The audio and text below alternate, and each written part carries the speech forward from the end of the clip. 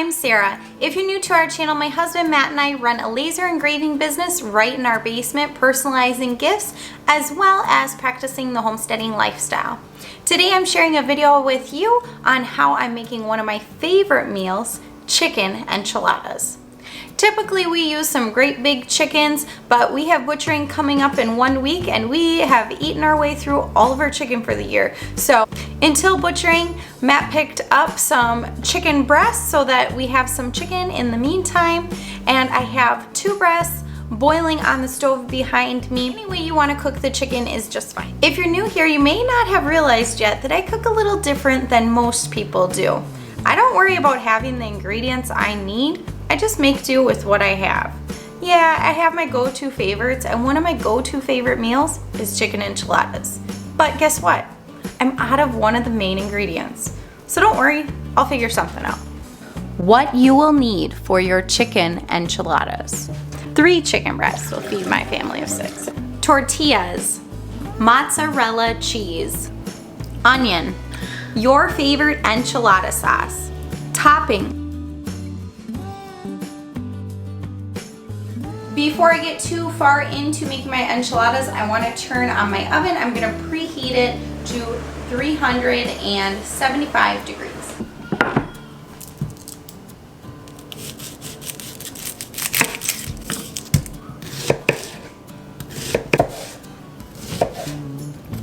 This is usually the part in the onion cutting process where I'm crying. Got my glasses on today, and I swear when I cut onions without my contacts in, the onion just gets to my eyes way faster than when I have my contacts in. I don't know if there's any truth to that, but I sure feel it. I'm gonna need a big bowl to mix everything in, so I'm just using one of my stainless bowls. The next step would be to add my green chilies to the bowl. I usually just keep on hand small containers of mild green chilies, and 1 can is enough for our family. It's a good amount of spice for us, along with the enchilada sauce. I don't have those. With everything going on, I haven't been to the store in a long time, and Matt's been doing our shopping, and I don't even think to write those things down anymore for him to grab. But I do have these are our last 2 jars of green enchilada sauce that I made last fall, and it is not canned. It was actually frozen. I let it thaw overnight. So this was made with green tomatoes from our garden. Right before our first freeze, I still had green tomatoes on my plants. And rather than them go to waste, I like to find ways to use them. And one way we found is green enchilada sauce. So I picked those, I used some green chilies and some spices. I cooked it down, I blended it all up, and it made this great enchilada sauce. Last year was the first year I tried freezing it. I know a lot of people don't feel comfortable freezing in jars. I found I have had the best luck if I either use my wide mouth jars or like a small jelly jar. A jar that doesn't have these shoulders here like on this regular mouth. I don't know if you can see that well, compared to the wide mouth that goes straight up and down. Another thing I do when I am freezing is I make sure that I leave some space for the liquid itself to expand in. So this is a great way to freeze leftovers, in my opinion. And if it does break, it's not too hard to clean up because usually the stuff inside is already mostly frozen, so you don't end up with too big of a mess, in my opinion. But maybe I like to live on the wild side using my glass in the freezer.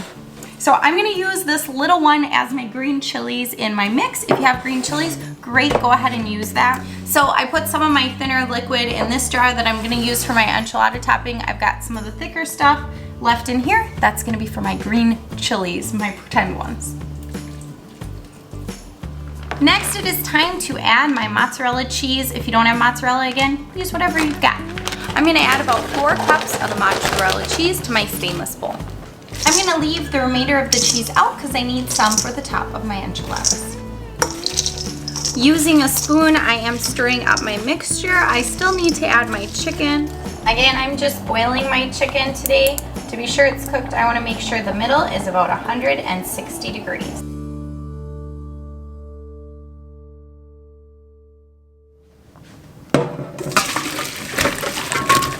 I think I've showed you this in another video, but rather than having to wait for my chicken to cool, because if you're like me, you're cooking, you don't really have time to wait, everybody's hungry, I'm gonna use my KitchenAid. So often I think I was born in the wrong area, wrong time period, but then there's things like my KitchenAid where I don't know if I could do without this. I'm using my dough hook. There is something so cool about using modern appliances to just cook from scratch at home.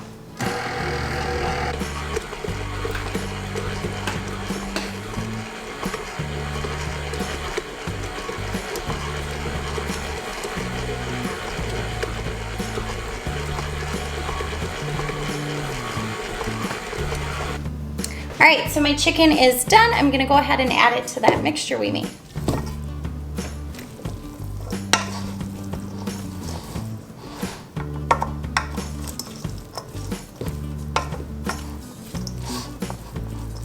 Now my favorite part, rolling the enchilada. I am using a 9x13 Pyrex dish to put my enchiladas in. I pulled out a 1/4 cup measuring cup because this is about how much filling I want for each enchilada.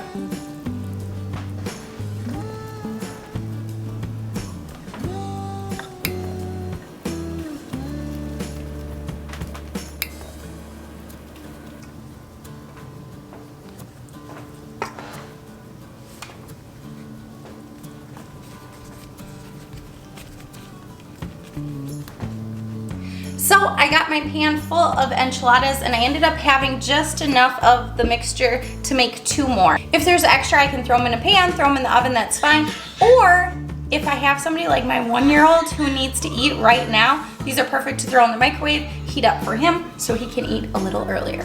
All right, I'm going to add my favorite enchilada sauce to the top. If I'm using canned enchilada sauce, usually 1 can is sufficient. If some of the tortillas are not covered in juice, I will just add a little bit of water to the can. Like right here, I missed a couple spots. Just add a little bit of water and make sure they're moist. All right, next I'm going to use that leftover mozzarella cheese to add to the top. No measurements here, add whatever you like. If you have an oven-safe cover, you can put that on top. I'm just gonna use some tin foil.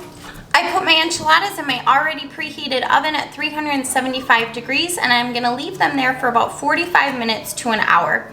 I usually leave mine covered until I'm ready to serve, but if you like your cheese golden brown on top, you can certainly take that tin foil or cover off for the last 10 to 15 minutes. I don't know if I've actually showed you this before. Right on our deck, we planted some herbs. I have some cilantro, some basil that's just starting to come up. And then in a little pot over here, I have some mint that's finally coming up. I think this is the 3rd time I planted it this season. In the past, I've always just bought a mint plant and used that pretty much for mojitos and just kind of fun summer drinks. So I don't really have a whole lot of use for my mint other than that, so I'm not too worried about it. But I'm kind of bummed that I'm having trouble growing it, especially when people seem to have no trouble growing it. It might be where it is. It might be that it's in a pot rather than the ground. I'm not sure. But this was kind of a nice area where it still gets some rainwater, so it's getting watered. And our oldest son is in charge of watering plants, so that includes watering these at least once a week and just kind of checking on their livelihood. I think because it's shady, it works really well up here, and I do enjoy these earth boxes. We don't have them hooked up to a hose, but I really do think they work well for growing. So I'm gonna cut some cilantro for some topping for our enchiladas.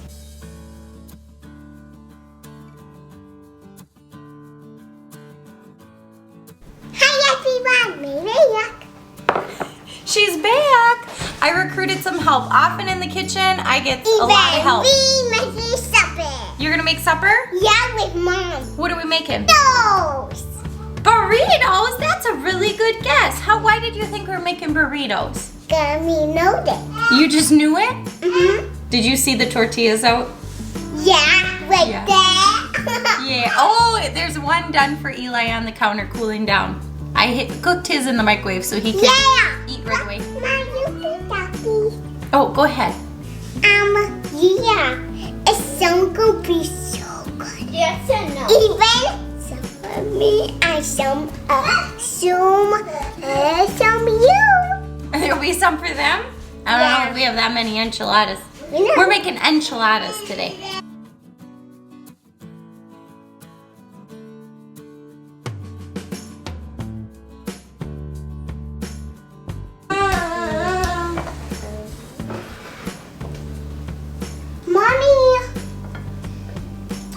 Wait, I don't want one. You get one, because you might just change your mind.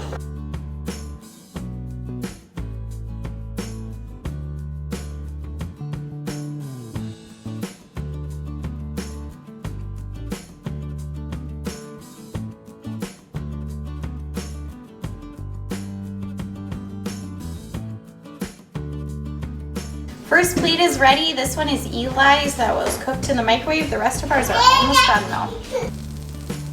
All right, I just pulled the enchiladas out of the oven. I did end up uncovering them for a couple minutes, so they did get that golden brown on top. And I think everybody's ready to eat. Yum! Who's ready to eat? Me!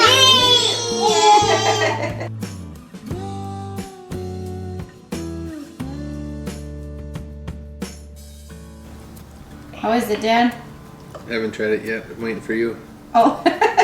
Thanks for cooking with me. I hope you liked this video. If you did, give it a thumbs up and be sure to hit that subscribe button. Glad you got to see me again. Bye! I will, just a second. I sour cream is good, Mom. The sour cream is good.